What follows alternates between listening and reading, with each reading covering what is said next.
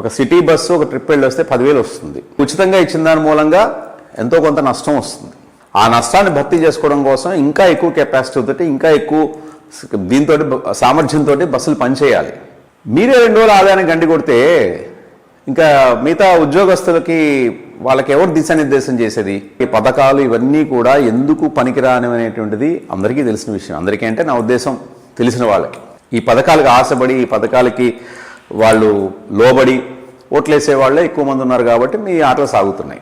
ఓటర్లు ఓన్లీ చదువుకున్న వాళ్ళు, ఓన్లీ విఘ్నులు, అనుభవం ఉన్న వాళ్ళే అన్నప్పుడు మీరు ఇలాంటి మాటలు చెప్పండి. ఉచితాలు ఇస్తానని చెప్పండి, మీకు ఎన్ని ఓట్లు పడతాయి నేను చూస్తాను.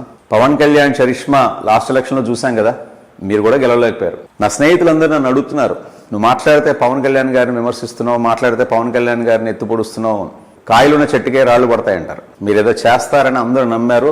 ఆ నమ్మిన వాళ్ళు నా కుటుంబ సభ్యులు ఉన్నారు, నా బంధువులు ఉన్నారు, నా స్నేహితులు ఉన్నారు, నా తోటి ఉద్యోగస్తులు ఉన్నారు. కాబట్టే మిమ్మల్ని ప్రశ్నిస్తున్నాం మేము ప్రతి విషయానికి. యువతరం మీ మీద ఎన్నో ఆశలు పెట్టుకుంది. క్షణక్షణం మీరు డెవలప్ చేయాల్సినటువంటి పరిస్థితుల్లో చాలా మందకొడిగా సాగుతుంది మీ పరిపాలన. అందులో సగభాగం మళ్ళీ మీ సినిమాలు, షూటింగ్లు వాటికే సరిపోతున్నాయి. మీరు పరిపాలించేది ఎప్పుడు? కొత్త కొత్త పథకాలు తీసుకొచ్చేది ఎప్పుడు? ఆదాయ మార్గాలు పెంచేది ఎప్పుడు? మీరు ఉప ముఖ్యమంత్రి అండి, మీరేం చంద్రబాబు నాయుడు గారికి అసిస్టెంట్ కాదు. మీరు మీ ప్రణాళికలు సిద్ధం చేసుకోవాలి, ఆదాయ మార్గాలు, కొత్త ఆదాయ మార్గాలు అన్వేషించాలి, సభలు సమావేశాలు పెట్టాలి, విద్యావంతులతోటి మేధావులతోటి నిరంతరం చర్చలు జరపాలి. పుష్కలంగా ఉన్నటువంటి సహజ వనరులు పుష్కలంగా ఉన్న ఆంధ్రదేశంలో ఆదాయ మార్గం లేదని అంటామనే అంత అవివేకం ఇంకోటి లేదు, అంతకంటే దిగజాడుతనం ఇంకోటి లేదు, అంతకంటే పలాయనవాదం ఇంకోటి లేదు. ఒక సామాన్యుడిని మీరు అందలం ఎక్కించినా కూడా చూపిస్తాడు ఎంతటి ఆదాయ మార్గాలు ఉన్నాయో ఆంధ్ర రాష్ట్రంలో. ముఖ్యంగా వ్యవసాయం. ఈ ప్రపంచంలోనే వ్యవసాయం మించిన బిజినెస్ ఏది చెప్పండి? సునామీ వచ్చినా, కరోనా వచ్చినా, ఇంకోటి వచ్చినా ఆగనిది, నిరంతరం ప్రజలకు అవసరమైంది వ్యవసాయం.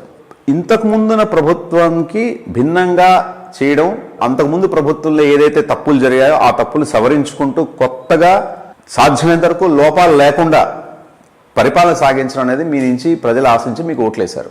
కానీ ఇప్పుడు జరుగుతుంది అంతకుముందు ప్రభుత్వానికి మీకు భిన్నంగా ఏం లేదు.